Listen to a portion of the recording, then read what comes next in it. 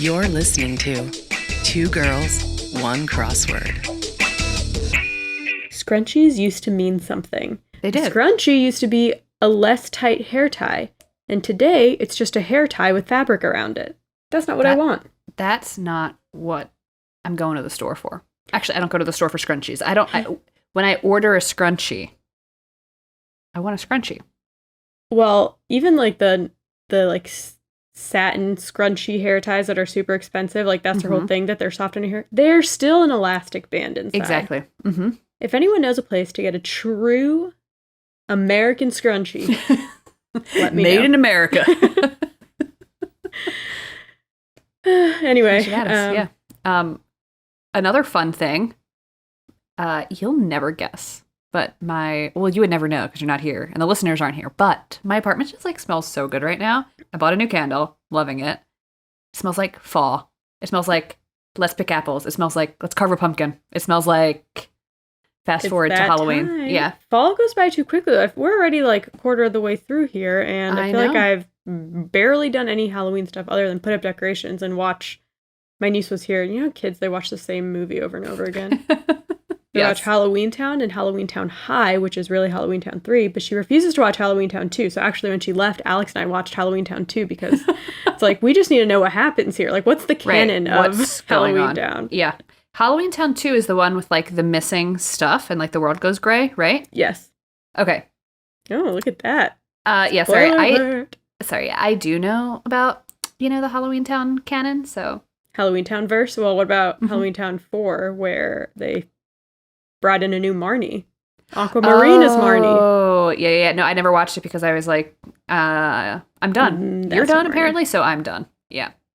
Little fun fact, Marnie ended up later in her life reconnecting with the guy with Cal Jr. from Halloween Town 2, and they are married now. It all works out in the end. Watching the movie in retrospect, I was like, the chemistry between these two is electric. Yes. So I recommend, I mean, the way first of all, he comes to her party and she's like taking him into her grandma's room. She just met this guy and she's taking him into her grandma's bedroom and she takes him by the hand. So just putting that out there. That's why that one's rated PG and not G. Yeah, it's a little saucy. I need to watch Halloween Town now. Yeah, I think I'm Halloween Town out for this year. Well, yes. But we can watch something else. Hocus Pocus 2? Hocus Pocus and 2. There's a new one. Yes. Okay, so here's the thing. I feel like, Grace, you've been so busy. I think it's time for you to stop whatever it is that you're doing. I would like to stop being busy. Next weekend, I'm not busy, and then you're busy, so. I know. But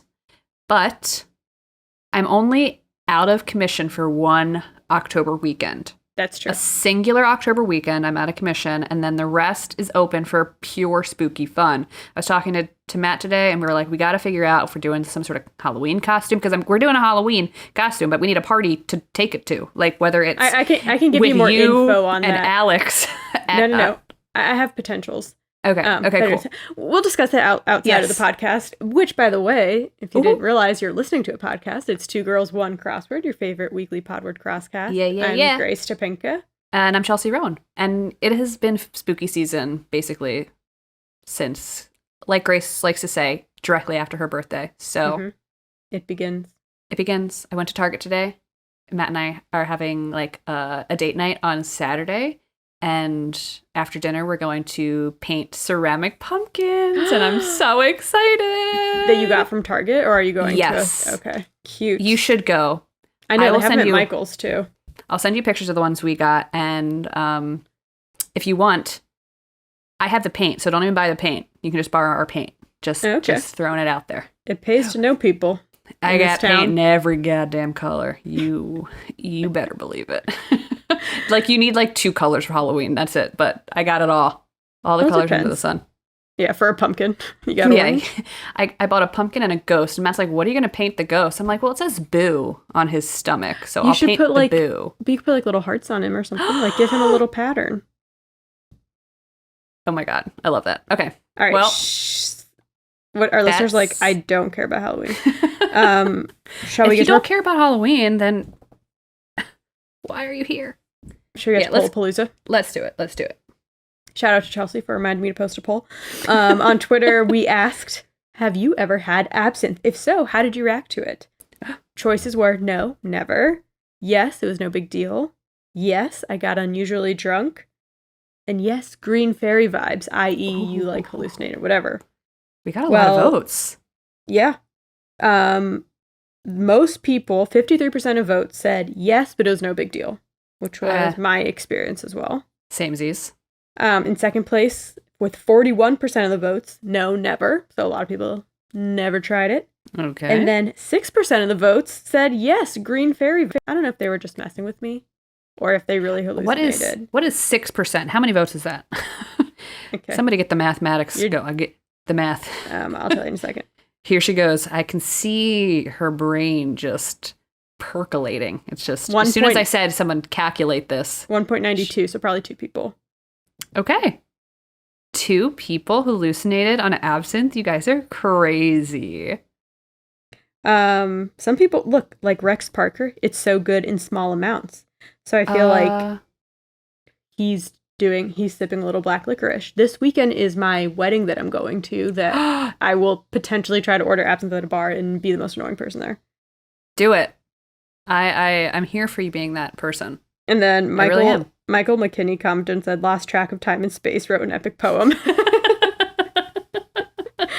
Amazing. Maybe he voted on, he was one of the 6%. Yes. If we'd love to see your poem. Thank you. Well, that's that. I really feel like this could be it for me. Like that could be my drink. I'm holding out for you. I really am. I just hate drinking. So I know. So I recently realized that like this histamine issue that I have, whenever I drink, it can be like a singular beer. It could be a singular G&T, anything. The whole night, I'm just itchy the whole rest of the night. And that's common if you have like a histamine problem. Yeah, you just like, after you drink, your histamines are like, let's dance. And I'm like, I can't. I'm like, you know what? It's not worth it anymore. Because after one beer, I'm like hungover anyway. And it makes me itchy. And I'm like, God, is it worth it? No. Honestly, every time I have like a mixed drink, like a rum and Coke, I'm like, man, I really wish I was just drinking a Coke. You know, and there's literally nothing wrong with that. That's truly enjoyable for me, like drinking a nice cold Coke. Why ruin it? Why ruin the Coca-Cola? Yeah, I like the vibe. That's why you need a mixed drink that isn't with Coke. That's why you need absinthe to work out for you. Because if you are in a situation where like you're like, I kind of do want to have a cheeky little drink. I can't do Coke cocktails anymore, by the way, because Coke keeps me up now. So I'm up all night having like 4 Cokes at like 8 p.m. No way. Can you tell we're old now? Yeah. Can you tell? I like literally have a Miller High Life and a half, and I'm like, I think I'm hungover already, and I haven't even finished the second beer. It's not as easy as it used to be, folks. No, it never was. And that's easy on 30. Yeah. Well, I'm just built different. I'm really sensitive. Shall we get into our heights and shites? Let's get into the heights and shites. It's funny. I got a text this morning from somebody. I won't call her out. I will keep you anonymous, but you know who I'm talking about, who texted me and said, and I read this while I was delirious and like coming out of like a deep sleep. And they were telling me that there was only 4 apostles. And I had said that doubting Thomas was an apostle and Judas was an apostle. And of course, immediately I was like, I fucked up.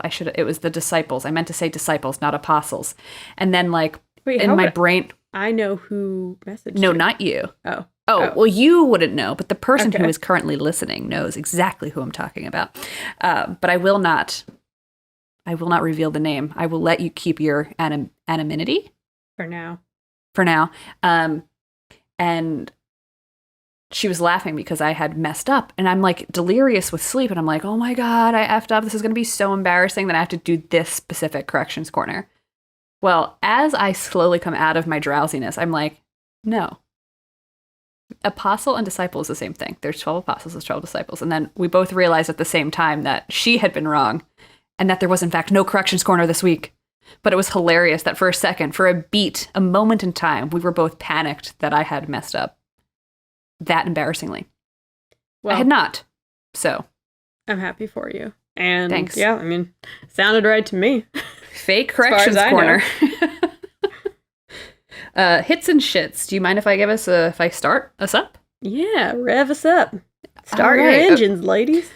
There's a couple instances this week where people put answers in their crossword that I'd never heard of before for seemingly common phrases. Mm-hmm. For instance, the Saturday, September 10th, New York Times, Cameron Austin Collins, 14 across, crammed. And the answer was boned up. I'm like, what in the goddamn hell are you talking about? So I looked sexual. up boned. Yeah, I looked up boned up, and I'm like, what could this possibly mean? And it means to cram, like for an exam. Oh, and I'm like, I've never used that before. Never heard of it, but if you say so. But also from that puzzle, 23 across, sports event that notably declines to drug test its participants. It's clearly the X Games. And I was like, oh, that makes sense that they wouldn't drug test at the X Games. Mm-hmm. So good for them, I guess. They'd lose like a good chunk of their athletes. Yeah, they would. I liked 31 across. Bad thing to draw when you're taking a test. A blank? A blank. Very good, right? One down. Something you might haul. 3 letters. What? Ass. You might haul ass. Nice. And I think it's funny because an ass, as in a donkey, also hauls things for you. Mm. You gotta love words. And then 11 down. Yellow slippers, question mark. Banana peels? Banana peels. Very fun. That is fun. So, that was a good puzzle. But boned up. I've never said it, and I don't plan to say it, so. Nope. Keep that in your back pocket. I liked the Tuesday New York Times by Adam Wagner. This was good. 1 across, shop for a locksmith, question mark, but it was LOXSMIT, LOX Smith, and the answer was deli. I also had that because anytime I think about locks, I just start salivating. I love locks. I love me a deli. It was a good opener. She loves her locks. I do. 26 across, unsolemnly swear is cuss. Did you grow up saying cuss, curse, or swear? Curse. Same. Every time I hear people say cuss, it's like kind of funny. I'm like, you're lame. I know, right? Sorry, no offense to our listeners. I think it's regional, but like there are a couple people in my, town growing up that would say cuss, and I'm just like, don't cuss. Don't cuss. And I'm like, it's curse, actually, so. 11 down, mind over matter, but mind, M-I-N-E-D. And the answer is or, which is crossword use, but fun to see it, clued a bit differently. I love when you just have a simple answer, but the clue, it just makes your heart happy. That's all I got for that one. The theme from the Adam Wagner puzzle was fun. The revealer from the theme was 51 across, lead in to a surprising twist, or a hint to 16, 22, 32, and 46, or 45 across. And so the answer was, here's the kicker. So the theme is all kickers, okay? For example, 16 across, Buffalo Bill, for example. Football player. Football player can also be a kicker, 22 across, Radio City Music Hall performer, Rockette. Rockettes are known for kicking. 32 across, bun in the oven, so to speak. Unborn baby, also a kicker.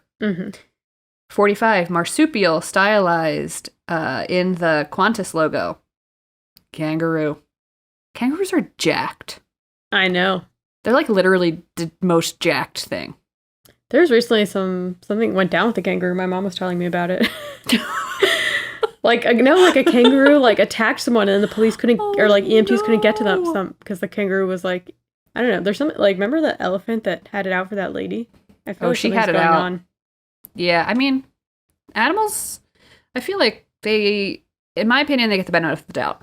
Yeah, but we don't know what happened with this because I think kangaroos can be aggressive. Oh, yeah. Elephants usually aren't aggressive to people, but it's true. I think kangaroos can be. Yeah, kangaroos and they can be huge. They have 6 packs.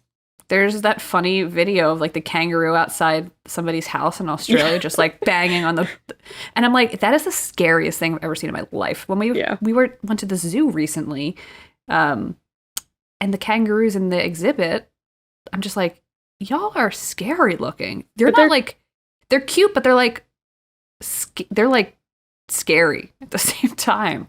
They're cute when they're lounging. I used to have Right. like a thing about lounging kangaroos, which is why my Facebook banner photo is my face photoshopped over lounging kangaroo photoshopped on my dorm bed in college. You can't make it up. Yeah. Perfect. True Perfect fans content. know. Yeah. What else you got, kid? Or is it my turn? Go, you go. Go. I did the Sunday Washington Post, September 11th, by Evan Bernholz, making sport of it. I didn't know this. 22 across. Sarah Lawrence student since 1968. Men. Oh, well, so it was co-ed. I didn't realize it was co-ed. I feel like, I mean, it's one of those things like men could go, like a white person could go to a HBCU. True. It's rare, probably. Yeah. But it's like, let the ladies have their thing. Just let them have their thing. 28 across. Dishes in the tabloids, ? And the answer is UFOs.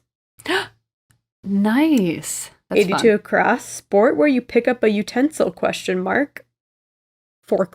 There were a lot of, that was like the theme this year. In this puzzle. There's a lot of ones like that. That's cute. 8 down. Pets that lie on paper. Cats. Cute. They do that. Shout out to my mascot episode, 99 down. The NHL mascot Gritty's color. Orange. We talked about Gritty. Of course. And then he's a legend. 16 down. Organization with a Solve the Outbreak game on its website, CDC. And I went to the game and I played it and I lost. It's kind of it's interesting. You can like, it like tells you like the beginnings of outbreaks, like different symptoms, and you have to kind of like go through and be like, bunch of like people over 60 in Queens have like these symptoms. Damn. Yeah. Okay. Who anybody know who developed that game? I'd be interested to know. But like the CDC, it wasn't like Fauci developing the game at his desk. I'm like, who is the game developer? That's his like passion project. Speaking of that game, I have a board game, and before you turn your nose up at it, it's a collaborative board game. It's for 4 players. It's called Pandemic. And the goal is to stop a pandemic from spreading. And so each person has like a role, like the communicator, the scientist, so on and so forth. And like you work together to stop the outbreak from happening. It's a very simple game. I feel like I'm like pitching this hard to Grace, but I feel like you would like it because it's collaborative and it's not like competitive in the way that like other board games are. So I'll think about it. Well, she'll think about it. I don't like board games. It's one of the biggest issues in Chelsea and I's friendship. She basically hates a massive part of my personality, so. A lot of people feel the same way I do. I've seen TikToks about people being like, my face when someone's explaining like rules to a new game to me. Yes, no, I know. I really rarely ever try to get Grace to play a game because I know how she feels about them. But Pandemic is fun.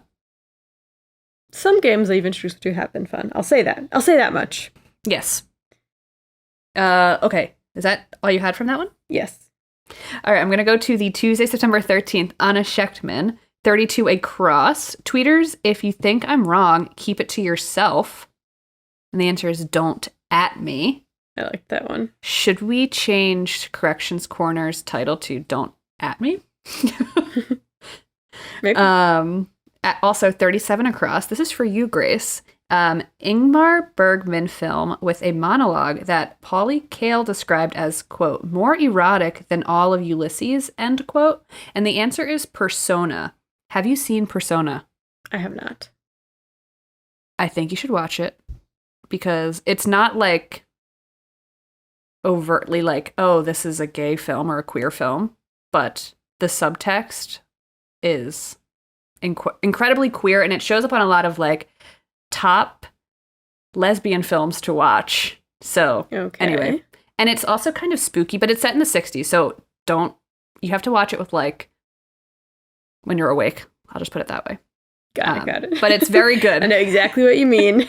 It's very good. I think you would like it. And anyway, one down, also from this puzzle. Flycatcher, ? Baseball mitt? Mitt, M-I-T-T. I did very this puzzle, fun. to be fair. Oh, okay. And then 3 down, malt beverage with peach Bellini and hurricane punch flavors. And the answer is Smirnoff Ice. And the only reason I put this in here is because the Smirnoff Ice is the first alcohol I ever had. Yes, I was underage, but who doesn't have like a sip of an underage drink once in their life? And yeah, mine was Smirnoff Ice, and I will admit to that. And it was like a blueberry flavor type one, and that's my deepest, darkest secret. So do with that what you will. I honestly don't think I've ever had a Smirnoff Ice. I would literally never recommend it to you, especially for someone who's not like into alcohol. Yeah. There's no reason. But it's the perfect underage drink to try because it's not like... What are you telling our listeners?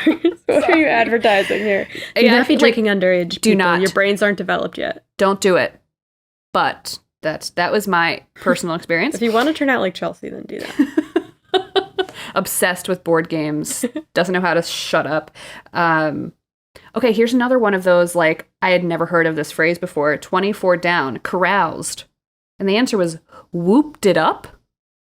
What are you talking about? So caroused means to like party, like get together and enjoy with a bunch of friends, like carouse and drink and all that. And so a synonym of carouse is whoop it up.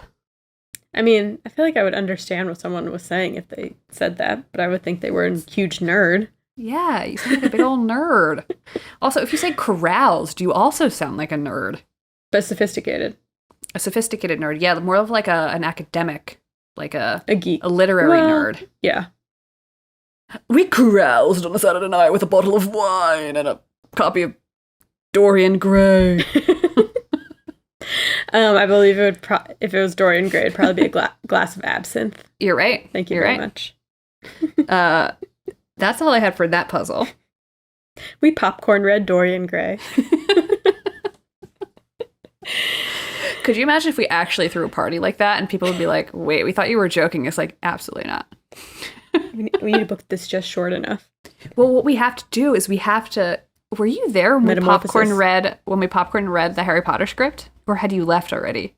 I feel like I was there. I think you were there. That. I would love to do that again.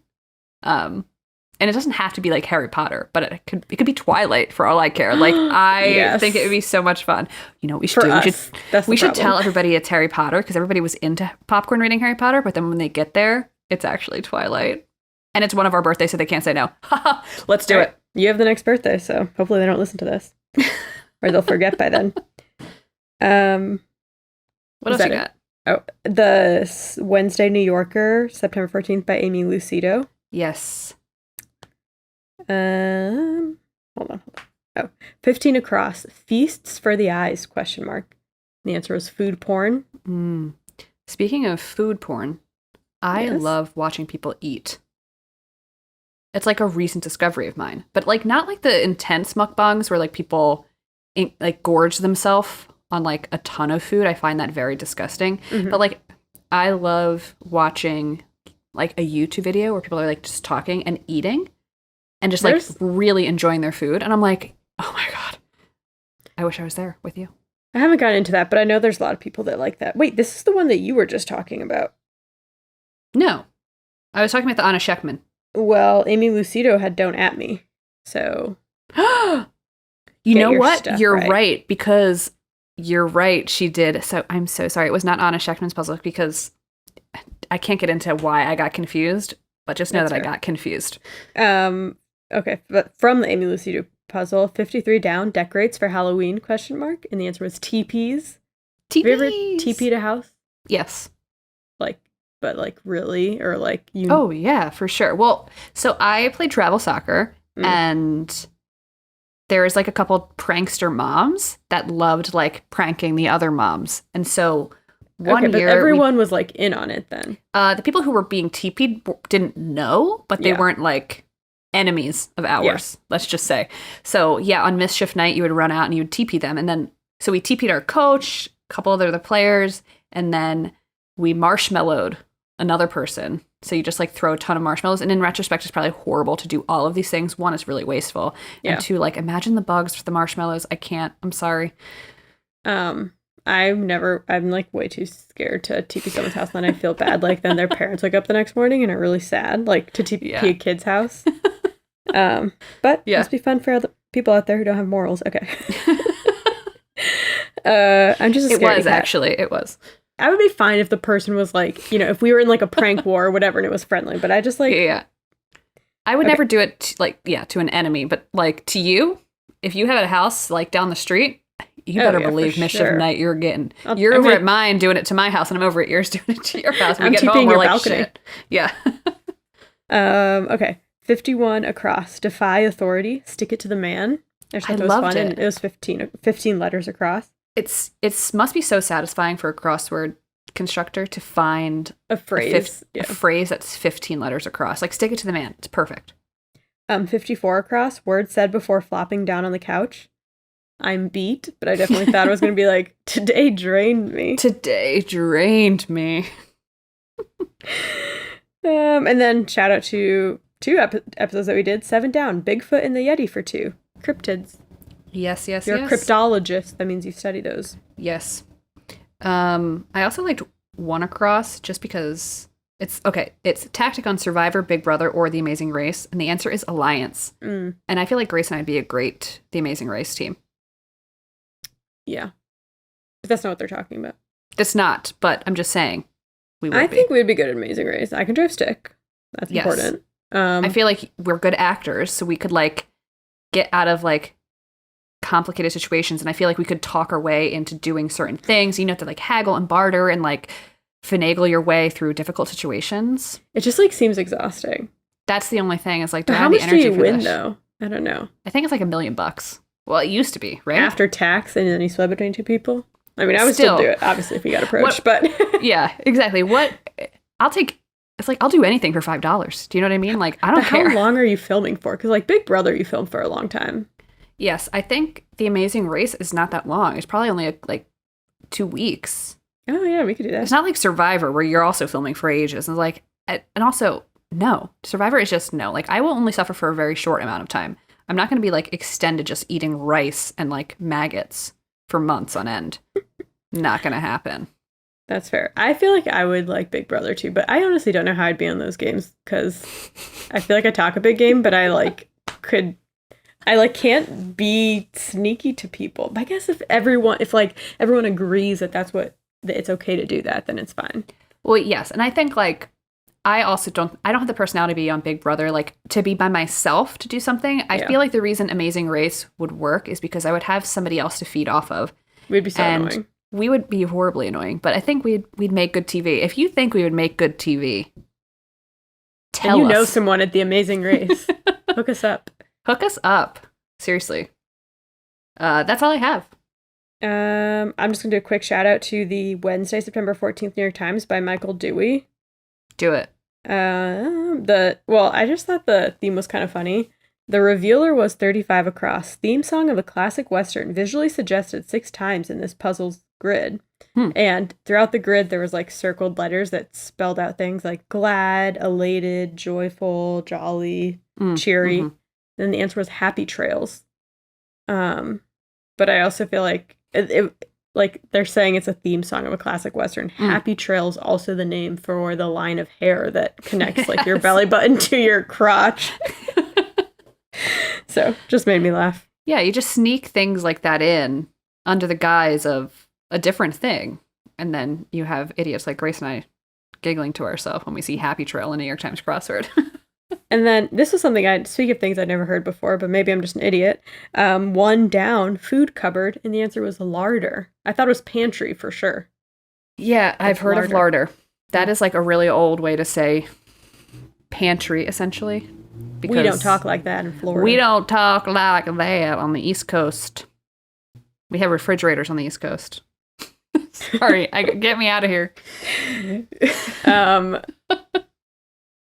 That's it. That's all I got. Let's flip the coin before we offend more people. Yeah, let's flip the coin now.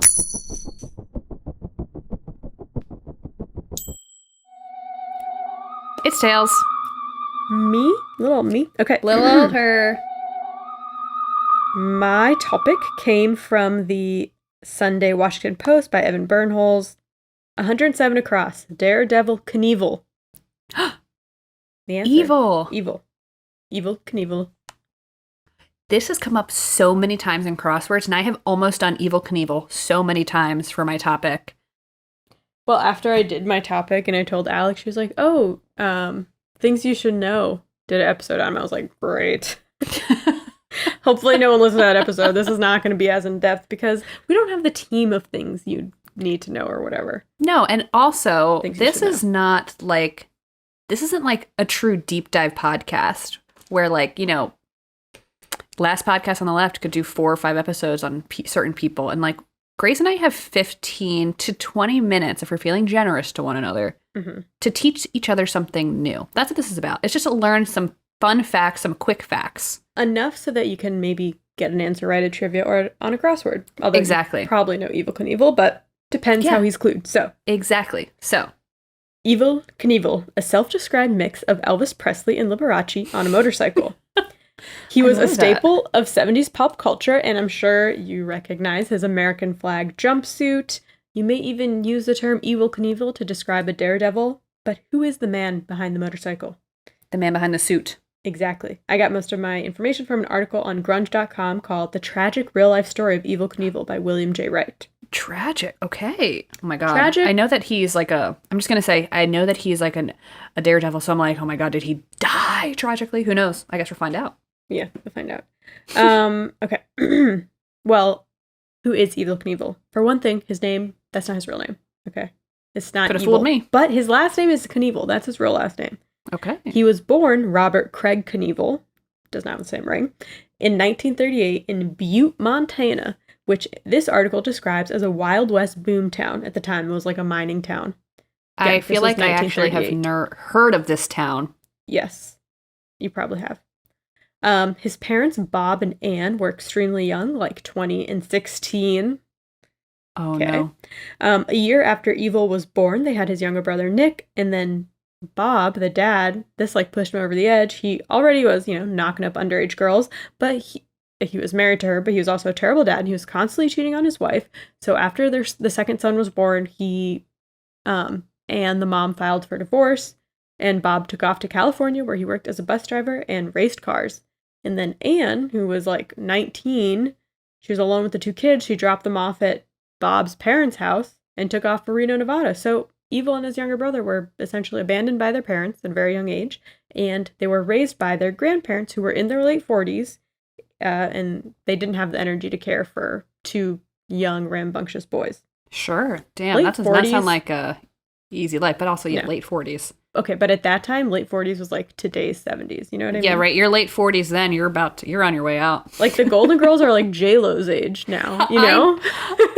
I seriously though, like when you see pictures like this is what 60 looked like in the 70s, and then like 60 now is like people are still just like running marathons and doing like amazing things and just basically looking like they're 20 still. So exactly. Has science gone too far? Okay, but back to Evel. Yes, he was very rambunctious. He was not a good student in school, but he was an excellent athlete, excelling at track and field and hockey. And he had seemingly endless energy and a love for danger, even as a teen. He was really into pranks. Apparently, one time in high school, he convinced several of his classmates to give him their belts, and then he used their belts to tie the school's library doors shut, put 2 trash cans, and like filled them with, paper, trash, whatever, and lit them on fire because he had it out for the librarian for some reason. I could not find any more information about this, but that is apparently something that he did. Okay. After his junior year, Evel dropped out, or maybe was expelled, and he started looking for work at the copper mines, because that's basically all there was to do there. Sure. And mine work is dangerous. Occupational hazards include mine collapses, fires, exposure to poisonous gases, and lung disease. And Evel did it all. He was a contract miner, a skip tender, a diamond driller. He said, quote, "I did every job in the mine from the top to the bottom, and I remember my first check, $57 for a week's work."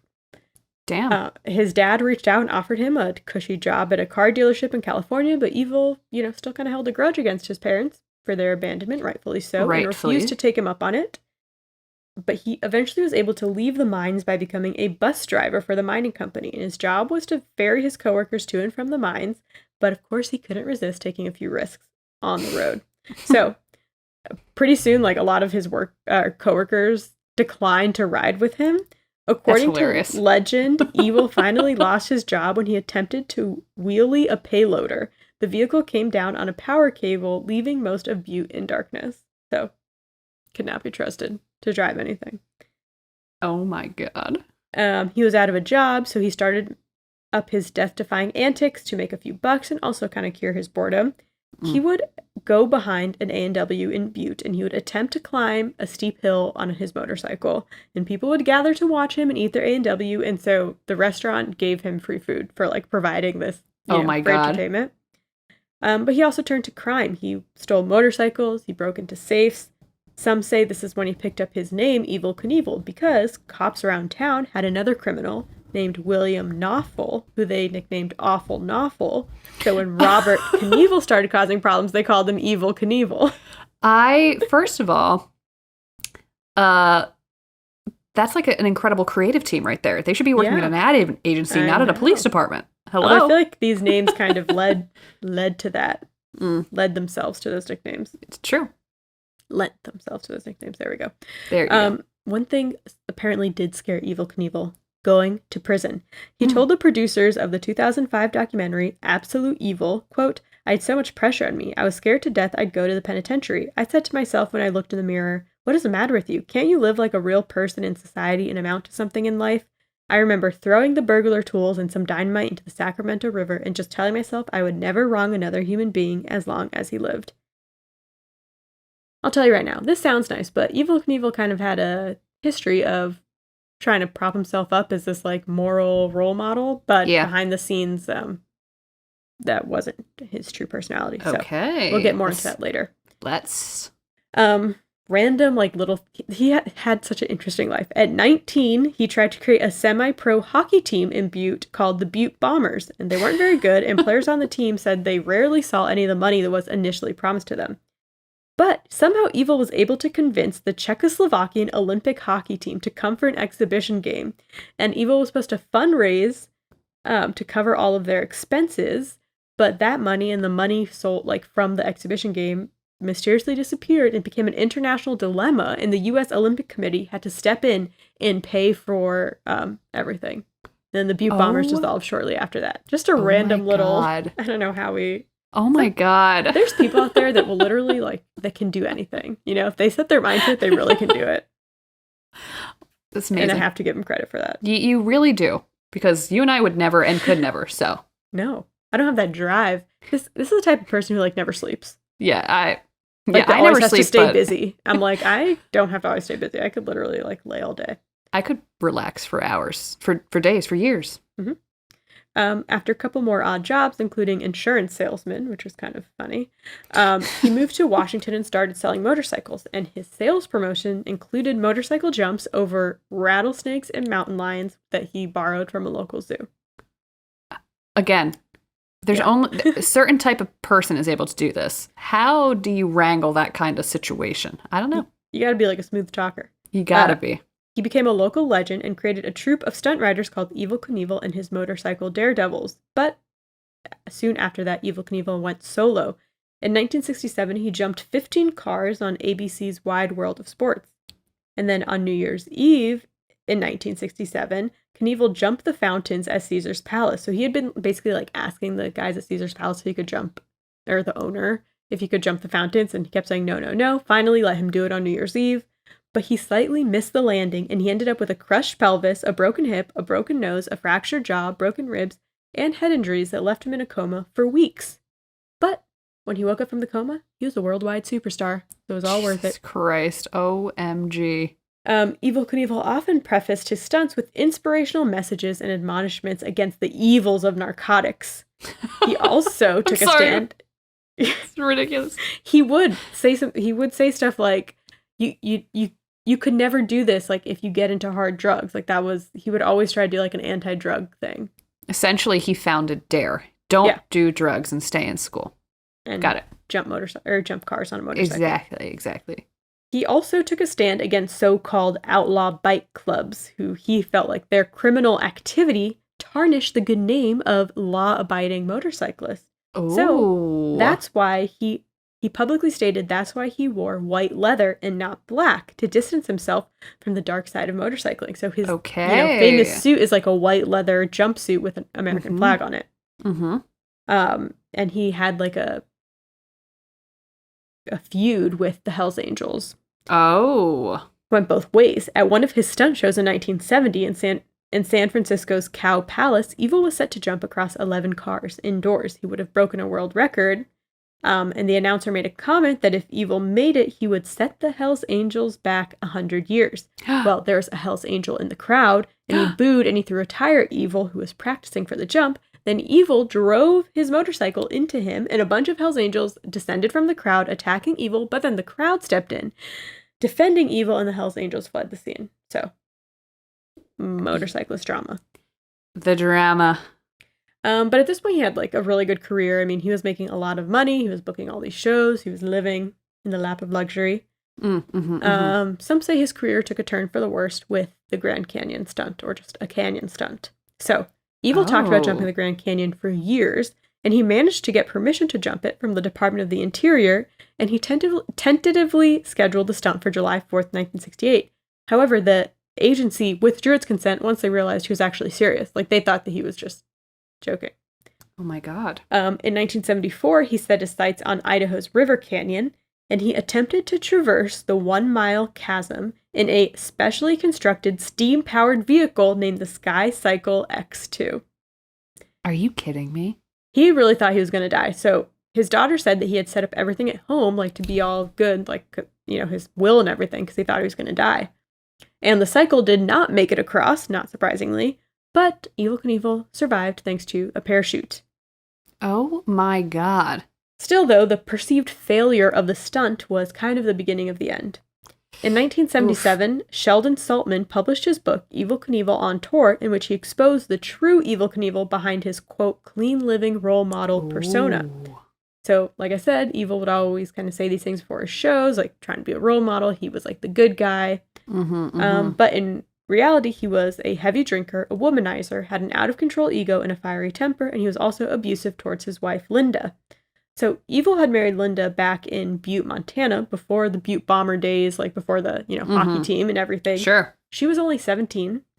They had 4 kids together, and she stuck with him through his whole career, but he was horrible to her. He was, like, abusive, and everyone knew it, too. God.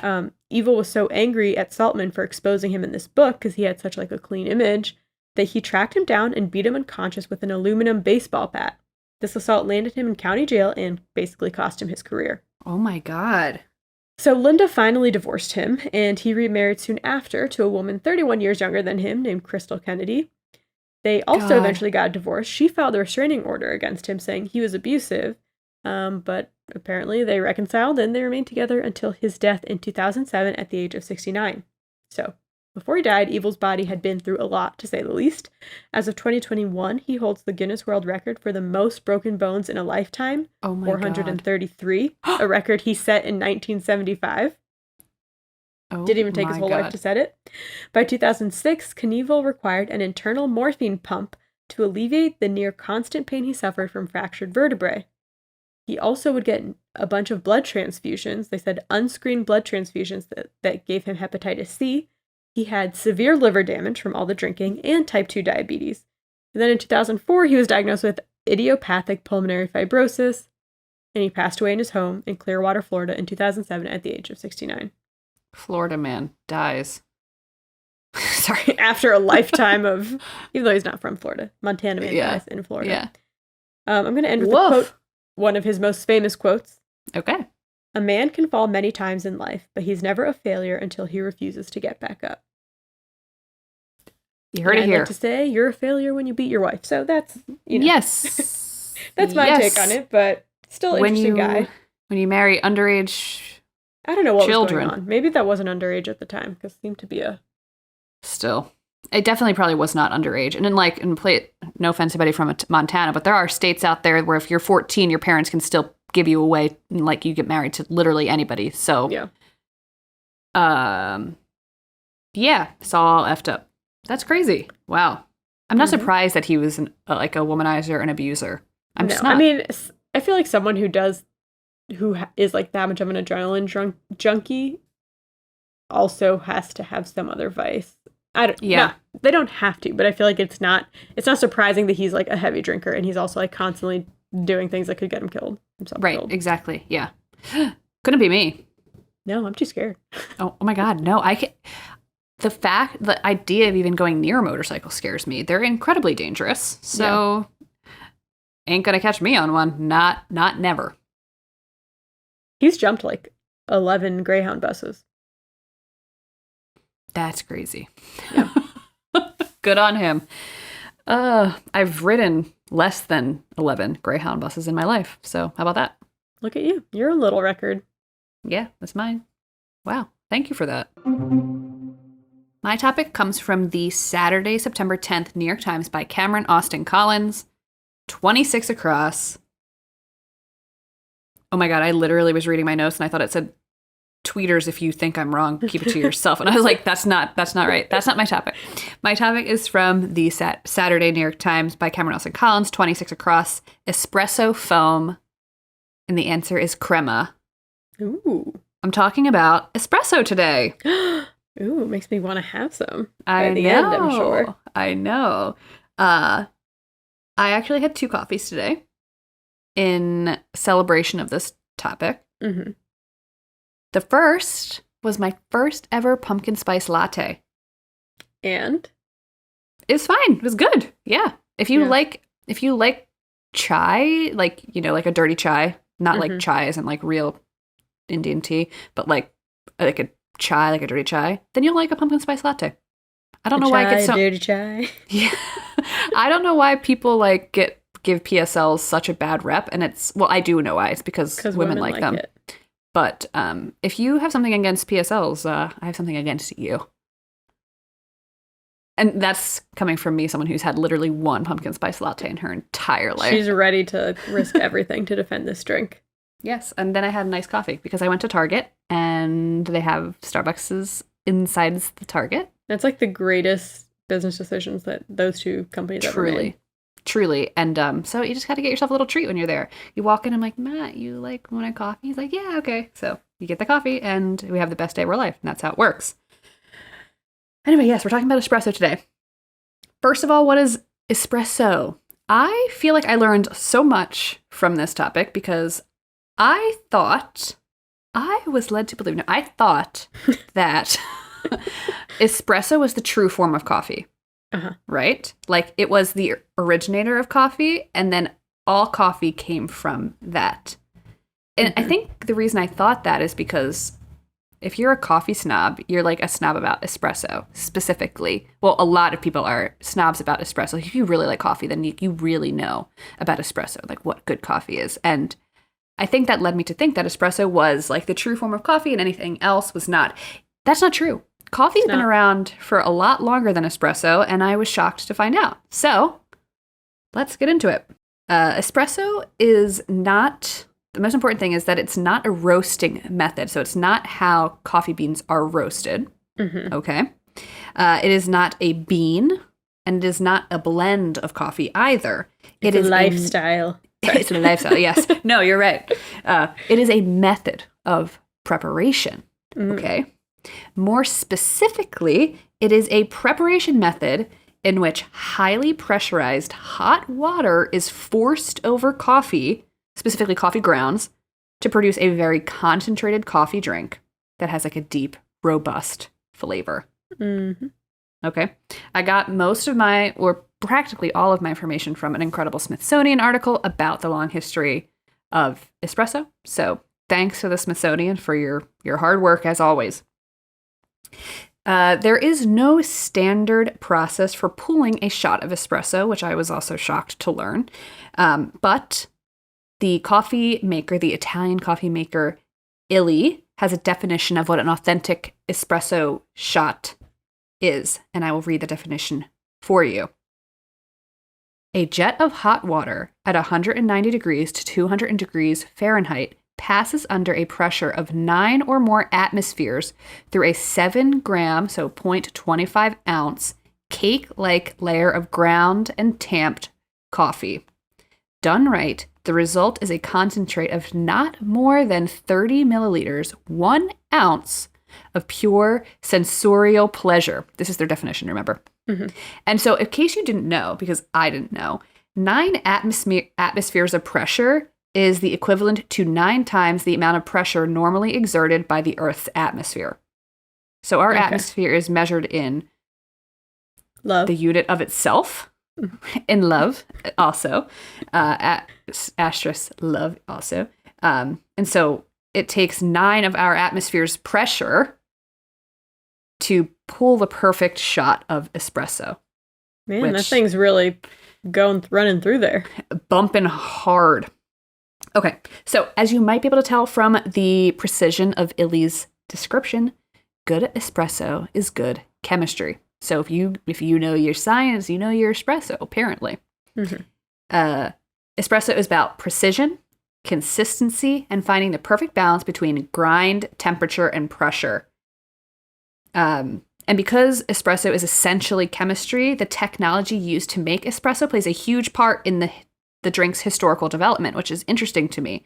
I thought espresso was the origin. No, it is very much not.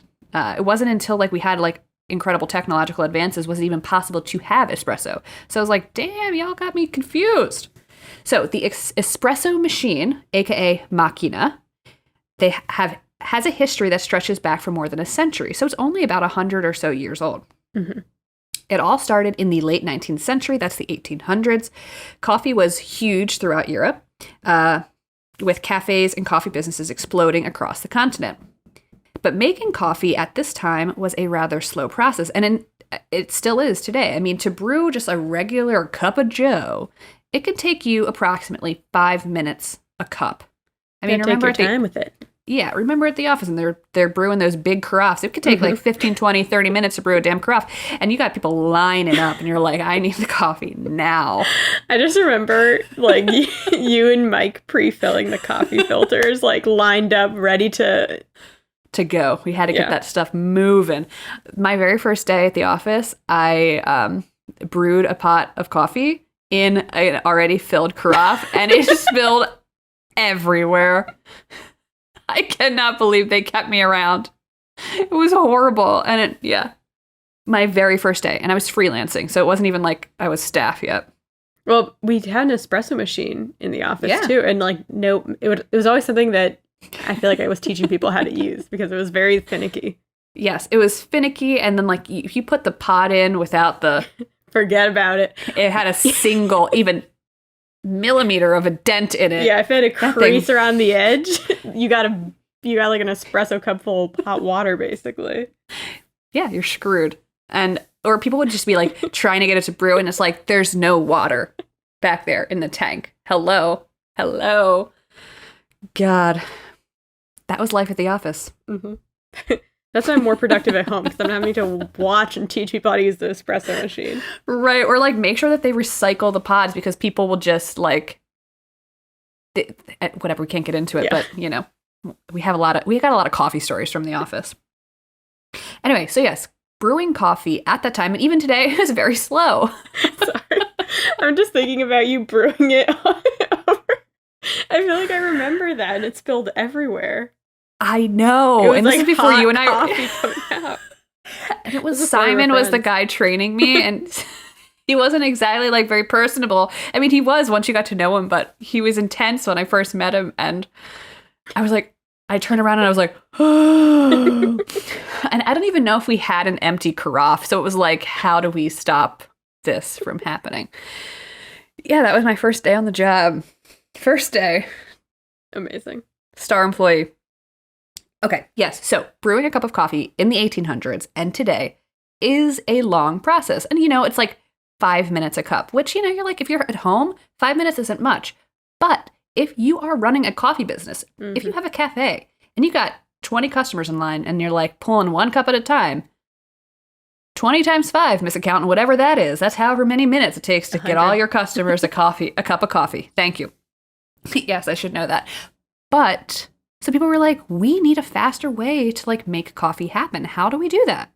It was capitalism that made us all get the espresso. Anyway, let's see. So inventors across Europe began to explore ways of using steam machines to reduce brewing time. This was the age of steam, okay? There were many attempts, but the one machine and method that would eventually lead to espresso is attributed to a man named Angelo Moriando from Turin, Italy, or Turin, Italy. Sorry, Turin. He got a patent for his machine in 1884. And essentially it was a steam machine that would, quote, instantaneously brew coffee beverages. Mm-hmm. The machine consisted of a large boiler heated to 1.5 bars of pressure that pushed water through a large bed of coffee grounds on demand, with a second boiler producing steam that would flash the bed of coffee and complete the brew. His invention was the first coffee machine to use both water and steam, but it was really just a bulk coffee brewer created for like a world fair from 1884. So he was brewing it like as a way to mass produce cups of coffee for like a big exhibition. And he wasn't like trying to necessarily speed up the process for the taste of coffee, okay, or for the experience of coffee. He was trying to industrialize the process of brewing coffee. Sadly, Moriando's contribution to coffee essentially stops here. According to the Smithsonian article, aside from his patent, Moriando has largely been lost to history. This brings us to Luigi Bizzarra and Desiderio. How do you say this guy's name? Pavoni. Sorry, I have a big crack on my screen, so like sometimes the letters just line up underneath the crack, and I'm like, I don't know actually what I wrote here. So the Smithsonian article calls these two men the Steve Wozniak and Steve Jobs of espresso, which is hilarious to me. We're going to start with Bizzarra, the true inventor of the espresso. His first invention was the single-shot espresso in the early 20th century, 1901, around 17 years after Moriando patented his invention. Bizzarra, his invention, made several improvements on Moriando's, including a portafilter, multiple brew heads, and many other innovations still associated with espresso machines today. His machine included a large boiler with built-in burner chambers filled with water, which was heated until pushed through with steam and through a tamped puck of ground coffee. This mechanism heated the water, also functioned as a heat radiator, so you would like lower the temperatures of the water from 250 degrees Fahrenheit in the boiler to the actual brewing temperature of 195 degrees. So there's a lot of like chemistry and invention-y shit that he did here. So on him, good job. His machine was the first time coffee was brewed to order in a matter of seconds. So this is a big difference. Wow. So instead of like one cup of coffee in 5 minutes, you can have many, many cups of Joe in 5 minutes. But his machine was heated over an open flame, which made it difficult to control pressure and temperatures and nearly impossible to produce a consistent shot. And as any true connoisseur of coffee knows, consistency is key in the world of espresso. So he continued to refine his prototype, but the espresso remained largely unappreciated because he didn't have any money to expand his business or any idea how to market the machine. However, he then met a man, Desiderio Pavoni, and Pavoni bought Bizzarra's patents in 1903 and improved many aspects of the design. First, he invented the pressure release valve. This meant that hot coffee wouldn't splash all over the baristas, and that further expedited the process. He also created the steam wand to access the built-up steam that collected inside of the machine's boiler, so you could actually steam milk and stuff, which is kind of cool. The pair continued to refine and perfect their machine, and they were finally able to debut their invention at the 1906 World Fair in Milan, and they called the machine the Ideal. Ideale. So maybe the Italian pronunciation of that word. Ideal. Whatever. Beautiful. So, thank you. Bizzarra eventually faded from the picture, and Pavoni took the reins of the company. He continued to widely market his what he called his name brand, which was espresso. So that was the name brand of this machine, right? Because it was made on the spur of a moment. And so espresso is supposed to signify fast, right? These machines were produced commercially in a workshop in Milan, and after the World's Fair in Milan, similar espresso machines began to appear throughout Italy. what I find really cool is that these machines started to evolve into these big, massive contraptions. If you look at some of like early espresso machines from the early 1900s into the mid 1900s, they essentially look like something out of like a science fiction novel. They're big, brass, metal, just like tons of valves and coils and like all types of things. And it looks like otherworldly in a way, like something you'd find on a spaceship, which is kind of cool. The early machines, the espresso machines, could produce up to 1,000 cups of coffee per hour. That's crazy. Damn. But they relied exclusively on steam, which had the unfortunate side effect of imbuing the coffee with a burnt or bitter taste. And these machines could only conjure up 2 bars of atmospheric pressure. Remember from earlier, 9 bars is the perfect amount of pressure. You need 9. You need 9. And these machines could only do 2. Then eventually electricity replaced steam and gas and all that. And the machines became smaller and more efficient, but no coffee innovators managed to create a machine that could brew more than 2 bars of pressure without burning the coffee. And so people were like, I guess this is it. But then there's some competition on the scene. Pavoni's first big competitor was a man named Pierre Tarascio Arduino. Arduino was an inventor, and he was determined to find a method of brewing espresso that didn't rely on steam. So, he conceived of incorporating screw pistons and air pumps into the machine, but he wasn't actually ever able to pull off his invention. However, his main contribution to the history of espresso are of a different nature. And what could you possibly contribute to espresso if you were not bettering the machine? Well, he was a businessman and a master marketer, even more so than Pavoni. He built a marketing machine around espresso, which included directing a very famous graphic designer named Leonardo Cappiello to create the world-famous espresso poster that perfectly captured the nature of espresso and the speed of the modern era. Essentially, it's a man hanging out of a train that's speeding down a track, and he's got a cup of coffee in his hand, and there's a big cloud of steam, and the steam is producing tons of cups of coffee. And so it just looks like... Cute. Even though steam isn't the fastest thing right now, the poster and the design imbued a sense of like steam is fast. Espresso is fast. Espresso is coffee. And like truly this like innovated the espresso world. People became obsessed with espresso because of this marketing campaign. Bravo to this man. Let's see. Oh, I'll show you a picture. Oh, there it is. Cute. I like that. I'd put that up in the house. It's really cute, right? So I'll find a way. You'll see it. If you're watching on YouTube, you'll see it. If you're not, Google. Just imagine. Imagine. Google it. Okay.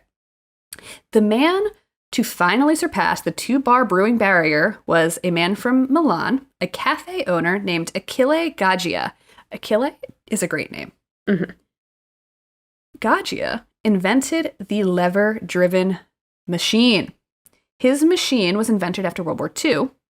So steam pressure in the boiler forced the water into a cylinder where it further pressurized by a spring piston lever operated by the barista. So they added a function where the barista would actually add more pressure than this. It was steam and then physical pressure from the barista, and that got them up to the bars they needed.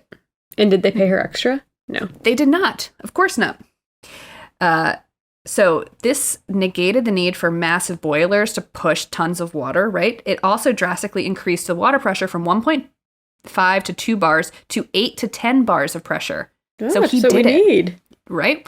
So the lever machines also standardized the size of espresso because before this, people were just pulling whatever they wanted, whatever the machine that they had allowed them to do. Now, with this machine, you standardize the actual size of espresso. And this is kind of where we start getting into like espresso, like technicalities and like this is a true espresso. Okay. So the cylinder on the lever could only hold an ounce of water, which is why it standardized the size, right? And it limited the volume that could be used when prepared. With the lever machines also came some new jargon. Baristas operating the spring-loaded levers, the bars, coined the term pulling a shot of espresso, mostly because since you could only hold an ounce of water, what came out was an ounce of espresso, a shot of espresso. So you're pulling a shot, a single shot, right? Nice.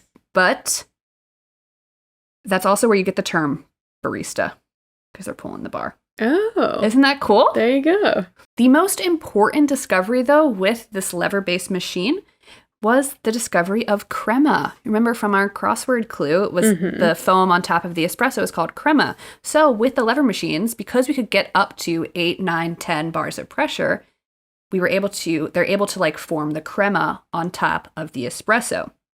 And it's like, nowadays, it is the characteristic quality of knowing you have a good shot of espressos is if you can get that crema on top. What I think is funny is historically, consumers did not want to drink the, quote, scum on top that came out of this espresso, right? But Gaggia began referring to it as cafe crema, suggesting that the coffee was of such a quality that it produced its own cream.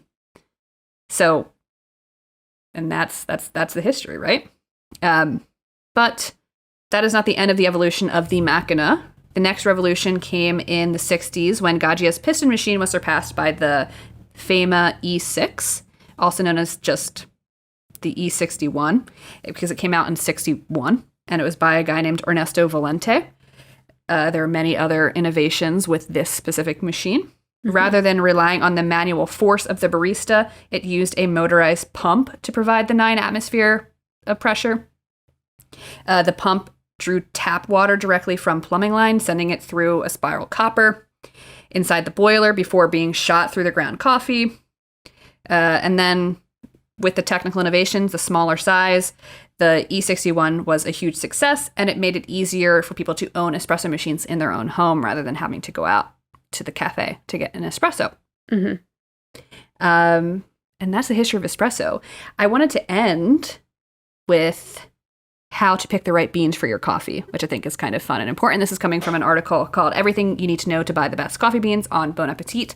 And this is for like an entry-level person. If you're like a coffee snob, you don't need to know these. You know this like the back of your hand. But for those of you who are only casual coffee lovers, or, you just kind of buy the ground stuff on the supermarket shelf, this is for you if you're interested in elevating your coffee experience.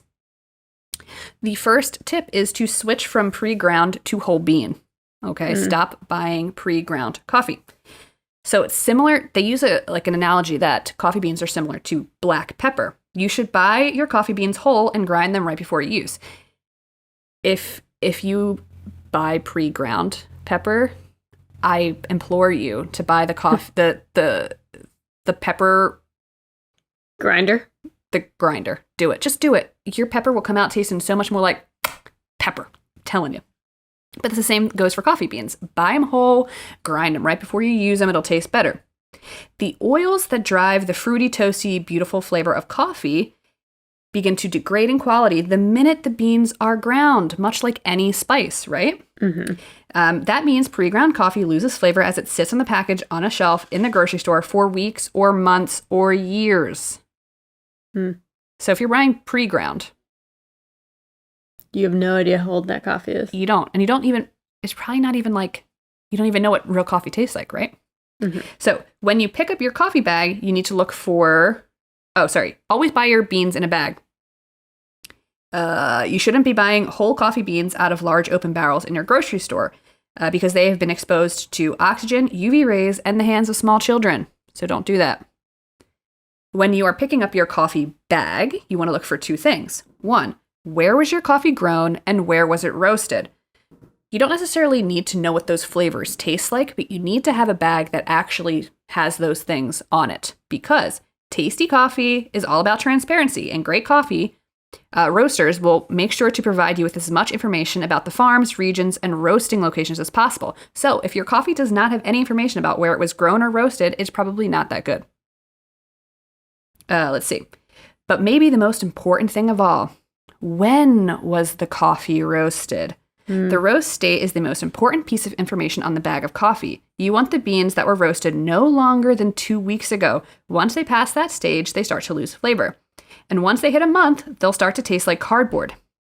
If you can't find a roast date, that's because they don't want you to know when they roasted the coffee. The drama. I'm looking at you, Folger. I want to know if Folgers has their roast date on their plastic, I don't know, not bags. Finally, apparently, people put their coffee beans in their freezer. And this article is like, first of all, please don't do that. I didn't even know you did that. Why would you do that? Don't put your coffee in the freezer. The cold messes up with the oils and the fibers. Instead, store your beans on your counter or in a cupboard or out of direct sunlight. And also, do not buy your beans in bulk. You only want to buy as much coffee as you'll drink in a week or two. Buying whole bean coffee in bulk isn't doing you any favors. So just because you're going to have like a ton and you're saving money, remember after 2 weeks, the beans start to lose flavor. So those are the tips for buying the best beans. And you can just Google, what kind of bean should I buy? There's tons of these like little nifty articles with like do's and don'ts for buying coffee for beginners and blah, blah, blah. I'm going to end on a quote from the Smithsonian article about espresso and coffee. Quote, over more than a century, the espresso machine has been drastically improved with electrical components, computerized measurements, and portable pneumatics.